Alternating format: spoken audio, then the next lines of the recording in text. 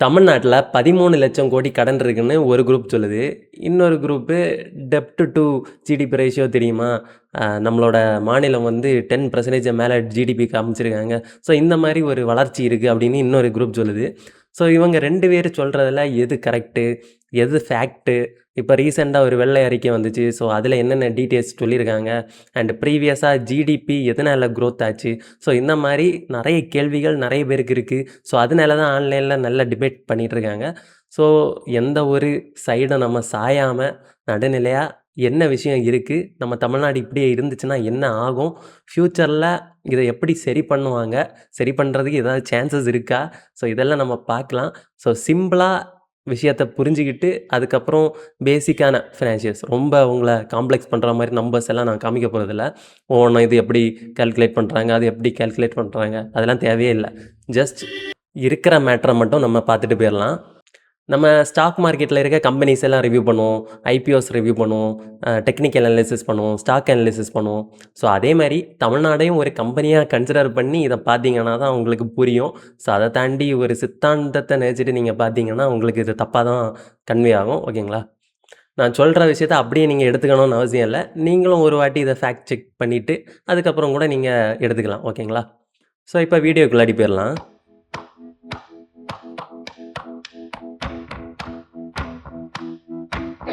First வந்து டெப்ட்ட பத்தி பார்த்துடலாம். தமிழ்நாட்டில பார்த்தீங்கன்னா, 5.13 லேக் குரோர்ஸா டெப்ட் வந்து லாஸ்ட் 5 இயர்ஸ்ல இன்கிரீஸ் ஆயிருக்கு. அண்ட் இதோட டோட்டல் சம் பார்த்தீங்கன்னா, 9 பாயிண்ட் சம்திங் லேக் ரூப்பீஸ் கிட்டத்தட்ட 10 லேக் குரோர்ஸ் ரூப்பீஸ் ஓகேங்களா? ஸோ இதில நம்ம வந்து பிஎஸ்யூ செக்டார சேர்க்கல. அத வந்து லேட்டர் நம்ம டிஸ்கஸ் பண்ணலாம். அண்ட் இது வந்து அந்த வரைமுறைக்கு உள்ளாடி தான் இருக்கா அப்படின்னு கேட்டீங்கன்னா, ஸோ ஆக்சுவலி நம்மளோட டிஎன்எஃப்ஆர் ஆக்ட் 2003 ஸோ அதுபடி நம்மளோட 25.2% ஆஃப் ஜிஎஸ்டிபி தான் லோன்ஸ் இருக்கணும். கடன் இருக்கணும். ஸோ இந்த ஜிஎஸ்டிபின்னா என்னன்னு நெறைய பேருக்கு டவுட் இருக்கும். தமிழ்நாட்டில மேனுஃபேக்சரிங் பண்ற ஓவரால் குட்ஸோட ஒரு நம்பர் தான் அந்த ஜிஎஸ்டிபி. ஸோ ரொம்ப காம்ப்ளெக்ஸ் பண்ணாம சிம்பிளா சொல்றேன். ஸோ அதுக்கு பேக்ல இருக்க கால்குலேஷன்ஸ் எல்லாம் நான் இப்ப சொல்ல விரும்பல. ஜஸ்ட் டேட்டாவ மட்டும் பார்ப்போம். ஸோ இப்போ வந்து கரண்ட்லி 28.3% அதிகரிச்சிருக்கு. நம்மளோட லிமிட்ட தாண்டி இருக்கு. ஸோ இது ஒரு நெகட்டிவான விஷயம் தான். அண்ட் நம்ம சென்ட்ரல் கவர்மெண்ட்டுமே ஒரு ஸ்ட்ரிக்ட் கேப் வச்சிருக்காங்க. அது வந்து என்பிசி ரூல். அதுபடி 3% அதாவது நம்ம ஜிஎஸ்டிபி இப்போ ஒரு 33,00,000 கோடியா இருக்குன்னா, அதில 3% தான் பெர் இயருக்கு நம்ம கடன் வாங்கணும் அப்படிங்கிற மாரி ஒரு கண்டிஷன் வச்சிருக்காங்க. அண்ட் பெர் ஹெட் தமிழ்நாட்டில இருக்க ஒவ்வொருத்தரோட தலைக்குமே 1,29,000 ரூப்பீஸ் வந்து கடனா இருக்கு. 2வது வந்து ஜிடிபி பத்தி பார்க்கலாம். ஸோ தமிழ்நாடு வந்து இந்தியாவிலே second largest economy and Tamil Nadu தான் இந்தியாவோட ஜிடிபிக்கே 9% கான்ட்ரிபியூட் பண்றாங்க. ஆனா நம்மளோட பாப்புலேஷன் படி பார்க்கும்போது 6% தான் இருக்கும். ஸோ இந்த அளவுக்கு நல்ல ஒரு எக்கானமி எதனால ஸ்ட்ரகிள் ஆயிட்டு இருக்கு? எதனால இவ்வளோ கடன்ல இருக்கு? அப்படிங்கிறத சிம்பிளா பார்க்கலாம். ஃபர்ஸ்ட் விஷயம் வந்து ரெவென்யூ டெஃபிசிட். ஸோ இத வந்து சிம்பிளா நம்ம புரிஞ்சுக்கணும்னா, உங்க வீட்ல உங்க அப்பா இருக்காங்கன்னு வச்சுக்கோங்க. ஸோ அப்பா வந்து மோர் தென் ஒரு வருஷத்துக்கே ரூ. 15,00,000 சம்பாதிக்கிறாரு. ஸோ நீங்க அதனாலேயே ஒரு வீடு வாங்கியிருப்பீங்க. ஒரு கார் லோன் எடுத்திருப்பீங்க. பைக் லோன் எடுத்திருப்பீங்க. எல்லாத்துக்கும் இஎம்ஐ கட்டணும். அதே மாரி அதுக்கான அசல் பே பண்ற மாரி இருக்கும். அத தாண்டி அடிக்கடி ஒரு ஹாஸ்பிட்டல் எக்ஸ்பென்ஸ் வருது. அதுக்கு ஸ்பெண்ட் பண்ணுவீங்க. அடிக்கடி ஏதாவது வெளிய போய் சாப்பிடுவீங்க. வீடு வாடகை கட்டுவீங்க. இல்ல வேற எக்ஸ்பென்ஸ் இருக்கும் இல்லையா? நம்ம கிராசரிஸ் வாங்குறது, சாப்பிடுறதுலேருந்து எல்லாத்துக்குமே எக்ஸ்பென்ஸ், ஸ்கூல் ஃபீஸ் அது இதுன்னு எல்லாத்தையும் பே பண்ணி முடிச்சுட்டு, ரிமைனிங் நீங்க வருஷத்தோட எண்ட்ல பார்த்தீங்கன்னா, நீங்க வச்சிருந்த பணம் என்னமோ ஒரு வருஷத்துக்கு 15,00,000 ஆனா, நீங்க ஸ்பெண்ட் பண்ணது பார்த்தீங்கன்னா, 18,00,000 இருக்கு. ஸோ அப்ப இங்க ரூ. 2,00,000 அடி வாங்குது இல்லையா? அந்த ரூ. 2,00,000 நம்ம கண்டிப்பா கடனா தான் வாங்கியிருப்போம். ஸோ அகைன் இது அடுத்த வருஷம் கேரி ஃபார்வர்ட் ஆச்சுன்னா, சேம் இதே இன்கம்ல தான் இருக்கீங்க. ரூ. 15,00,000 இன்கம்ல தான் இருக்கீங்க. அடுத்த வருஷம் கேரி ஃபார்வர்ட் பண்ணீங்கன்னா, அகைன் இன்னும் ஒரு அடிஷனலா ரூ. 2,00,000 கடனா போயிரும். ஸோ இந்த மாரி மல்டிபிள் இயர்ஸ் கன்டினியூவா பண்ணிட்டே வரும்போது, நம்ம தலையில ஒரு மிகப்பெரிய கடன், அடைக்கவே முடியாத ஒரு கடன் மாட்டிப்போம். ஸோ அதே தான் இங்க நடந்திருக்கு. தமிழ்நாடோட ரெவென்யூ டெஃபிசிட் பார்த்தீங்கன்னா, 78,324 crore ரூப்பீஸ் ஓகேங்களா?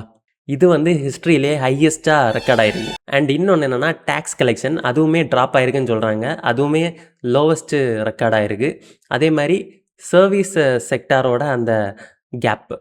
சர்வீஸ் செக்டார்னால் நம்ம ஹோட்டல்ஸ்லேருந்து எல்லாமே சர்வீஸ் செக்டார் உள்ளாடி தான் வரும். நம்ம ஜிடிபியில் 53% அவங்க கான்ட்ரிபியூட் பண்ணியிருக்காங்க. ஸோ அதில் 37.8% தான் ஜிஎஸ்டி கவர்மெண்ட்டுக்கு போயிருக்கு. ரிமைனிங் பர்சன்டேஜ் வந்து எங்கே போச்சுன்னே தெரியல. அது ஒரு லீக்கேஜ் இல்லையா? ஸோ அந்த பர்சன்டேஜும் உள்ளே வந்துச்சுன்னா கவர்மெண்ட்டுக்கு இன்னுமே கொஞ்சம் பணம் கிடைக்கும். ஓகேங்களா? ஸோ இப்போ நம்ம எதனால இவ்வளோ கஷ்டப்படுறோன்னு பார்த்துட்டோம். ஆனால் இந்த ஜிடிபி இவ்வளோ இருந்துமே நான் ஏன் கஷ்டப்படுறேன் அப்படிங்கிறத வந்து இப்போ பார்க்கலாம். ஸோ இதில் என்னென்னா ஏன் ஜிடிபி வளர்ந்தாலும் ஃபினான்சஸ் பேடாக இருக்குது. இதில் நான் பார்த்த வரைக்கும் 3 விஷயம் நான் நோட் பண்ணியிருக்கேன். ஸோ இதனால் யாருமே டென்ஷன் ஆகக்கூடாது. ஜஸ்ட்டு இருக்கிறத சொல்கிறேன். ஸோ இப்போ வந்து ஃபார் எக்ஸாம்பிள் கோவிட் டைம் எல்லாமே லாக்டவுன். ஸோ அந்த டைமில் நீங்களா இருந்தாலும் சரி, நானாக இருந்தாலும் சரி, பெருசாக பைக் வாங்கியிருக்க மாட்டோம், கார் வாங்கியிருக்க மாட்டோம், ஒரு இடத்துக்கு போய் ஒரு பொருள் வாங்கியிருக்க மாட்டோம், பெட்ரோல் கூட வாங்கியிருக்க மாட்டோம். ஸோ வெளியே போக முடியாது. இந்த மாதிரி பல ரெஸ்ட்ரிக்ஷன்ஸ் இருந்துச்சு. வீட்டுக்குள்ளேயே கிடைக்கிறத சாப்பிட்டுட்டு சின்ன சின்ன மளிகை பொருட்கள் மட்டும் வாங்கிட்டு சர்வை பண்ணிகிட்டு இருந்தோம். ஸோ இந்த மாதிரி கண்டிஷனில் இருந்த ஒரு நிலமையில திடீர்னு அடுத்து எல்லாமே ஓப்பன் பண்ணிட்டாங்க அப்படின்னா என்ன ஆகும்? டக்குன்னு எல்லாருமே அவங்கக்கிட்ட காசு இருந்துச்சுன்னா டக்கு டக்குன்னு ஏதாவது வாங்க ஆரம்பிப்பாங்க. ஒரு வருஷமாக தேவைப்படுற பொருள் வாங்கியிருப்பாங்க. ஸோ இந்த மாதிரி இம்மிடியட்டாக ஒரு பெரிய பணம் உள்ளாடி வரும்போது ப்ரீவியஸாக இருந்த அந்த கெப்பாசிட்டியை தாண்டி இன்னும் அதிகமாக ஒரு பர்ச்சேசிங் பவர் வந்திருக்கும் பீப்புள்ஸ் நடுவில். ஸோ அப்போ என்ன ஆகுது? சடனாக ஒரு ஸ்பைக் வருது. ஸோ அதனால தான் ஒரு ஃபேக்டர் ஜிடிபி வந்து க்ரோத் ஆனதுக்கு. 2வது பார்த்திங்கன்னா இன்ஃப்ளேஷன். ஸோ கொரோனாவுக்கு முன்னாடி எந்த அளவுக்கு விலைவாசி இருந்தனோ கொரோனாக்கு அப்புறம் எவ்வளோ விலைவாசி இருந்தனோ எல்லாருக்குமே தெரியும். ஸோ ஆக்சுவலி நம்பர்ஸ் அதிகமாயிருக்கே தவிர அந்த அளவுக்கு ப்ரொடெக்ஷனோ அந்த அளவுக்கு கம்பெனிஸ் வந்து அதிகமாக மேனுஃபேக்சர் பண்ணாங்களான்னு கேட்டிங்கன்னா கிடையாது. அதான் நிஜமான உண்மை. ஸோ நம்பர்ஸில் தான் நம்மளோட எக்கனாமி பூஸ்ட் ஆன மாதிரி காமிச்சிருக்கு.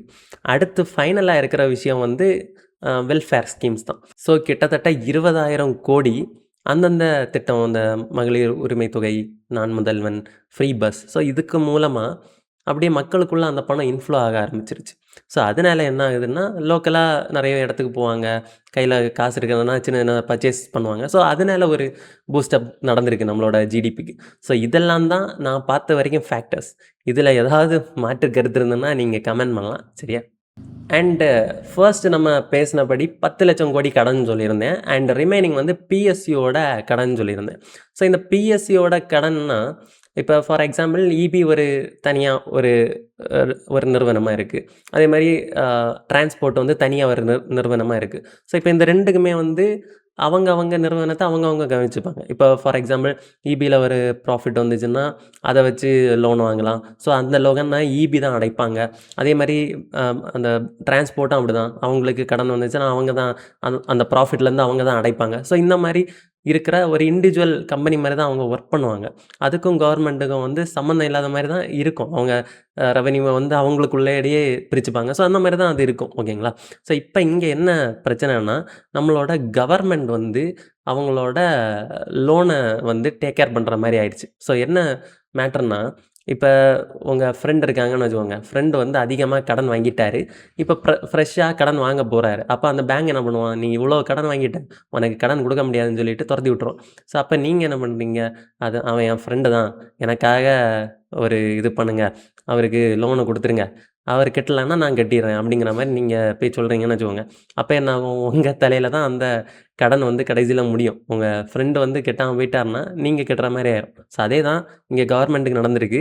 ஸோ இபிக்கும் சரி, டிரான்ஸ்போர்ட்டுக்கும் சரி, கவர்மெண்ட் வந்து ஒரு வக்காலத்து மாதிரி கையெழுத்து போட்டிருக்காங்க. ஸோ அதனால் அந்த கடனுமே வந்து கவர்மெண்ட் தலைக்கு தான் வந்துடும். ஸோ அதையும் சேர்த்து பார்க்கும்போது 13.18 லட்சம் கோடி கடன் இருக்குது. ஓகேங்களா? அண்டு டிஎன்இபிக்கு மட்டும் 2.47 lakh crores இருக்குது. டிரான்ஸ்போர்ட்டுக்கு பார்த்திங்கன்னா ஒரு பெரிய சிக்கல் இருக்குது. 1 கிலோமீட்டர் வண்டியை ஓட்டுறதுக்கு ₹52 அவங்க நஷ்டத்தில் ஓட்டுறாங்க. ஸோ அதுவுமே ஒரு நெகட்டிவான விஷயம். அண்ட் ரேஷன் கடையிலையுமே நிறைய கடன் இருக்குது. ஓகேங்களா? அண்டு ஃப்யூச்சரில் என்ன மாதிரி த்ரெட்ஸ் இருக்குதுன்னு பார்த்திங்கன்னா நம்ம பே பண்ணுற லோன் வட்டி எவ்வளோனா 67,000 crore rupees ஓகேங்களா.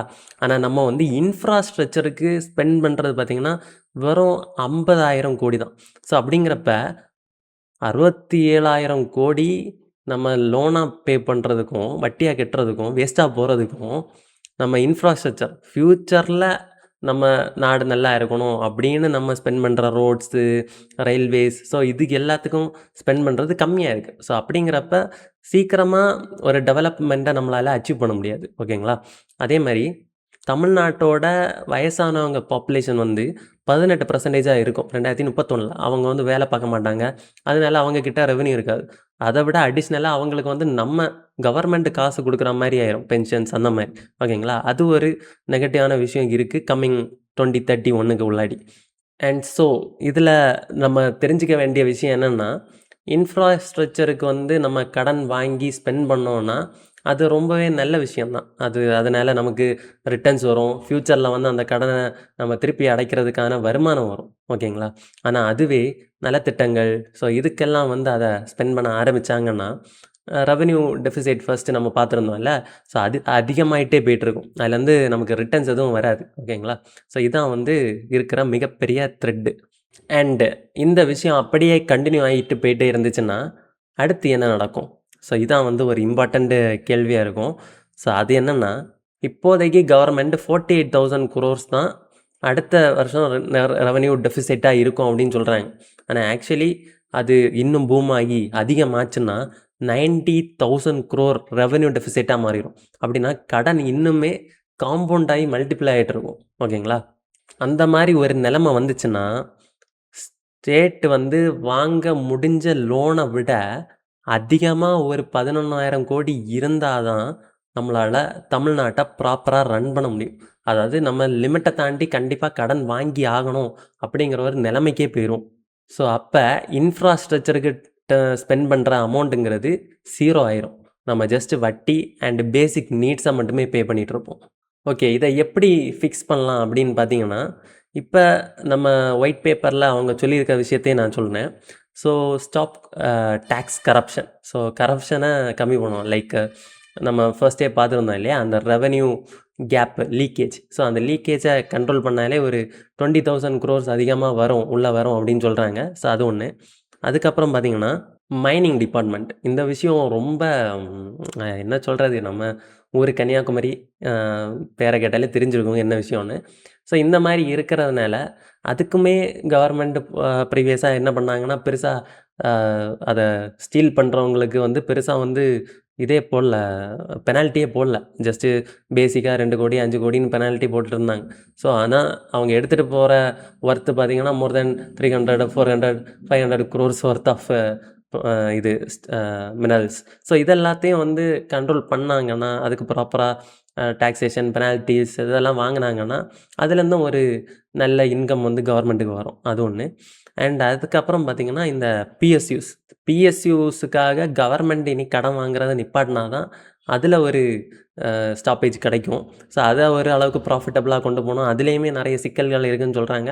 அதோட ஒயிட் பேப்பர் அடுத்த வாரம் வரும்னு சொல்கிறாங்க. அது வந்துச்சுன்னா அதையும் டிஸ்கஸ் பண்ணணுமான்னு நீங்கள் கமெண்டில் சொல்லுங்கள். அண்டு ஃபைனலாக இருக்கிற விஷயம் கொஞ்சம் சிக்கலான விஷயந்தான். ஏன்னா புதிய கவர்மெண்ட்டுமே நிறைய அறிவிப்புகள் பண்ணியிருந்தாங்க, அதை செய்வோம் இதை செய்வோன்னு. ஸோ அதை வந்து கொஞ்சம் கட் பண்ணி அதிலிருந்து இன்ஃப்ராஸ்ட்ரக்சருக்கு நிறைய ஸ்பெண்ட் பண்ணாங்கன்னா ஃப்யூச்சரில் இந்த மாதிரி விஷயம் நடக்காமல் இருக்க ஒரு சான்ஸ் இருக்குது. ஓகேங்களா. ஸோ இந்த வீடியோவை பற்றி நீங்கள் என்ன நினைக்கிறீங்கன்னு கமெண்ட் பண்ணுங்கள். அண்டு நான் எதுக்குமே ஆதரவாகவோ எதிராகவோ பேசலை, இருக்கிறதா சொல்லியிருக்கேன். அண்ட் இதில் ஏதாவது உங்களுக்கு மாற்று கருத்து இருந்ததுன்னா நீங்கள் சொல்லலாம். ஆனால் அதுக்கு முன்னாடி ஃபேக்ட் செக் போய் ஆன்லைனில் இருக்கிற விஷயத்த செக் பண்ணிவிட்டு வந்து பேசுங்க. ஆனால் எல்லாமே நானும் கூகுள்லேருந்து அண்டு இப்போ ரிலீஸ் பண்ண ஒயிட் பேப்பர்லேருந்து தான் இந்த டேட்டாலாம் எடுத்திருக்கேன். ஸோ இதில் ஏதாவது ஃபீட்பேக்ஸ் இருந்ததுன்னா நீங்கள் சொல்லலாம். கரெக்டாக சொல்லுங்கள். தேவையில்லாமல் டக்குன்னு பார்த்த உடனே ஐயோ ஐயோன்னு பொங்கிட்டு வந்துடுறீங்க. ஸோ கரெக்டான விஷயத்த மட்டும் கமெண்ட் பண்ணுங்கள். அதுக்கான ப்ராப்பர் ரிப்ளையை நான் பண்ணுறேன். ஓகேங்களா. ஸோ வேறு எதுவுமே நான் சொல்ல விரும்பலை இந்த வீடியோவில். Bye bye.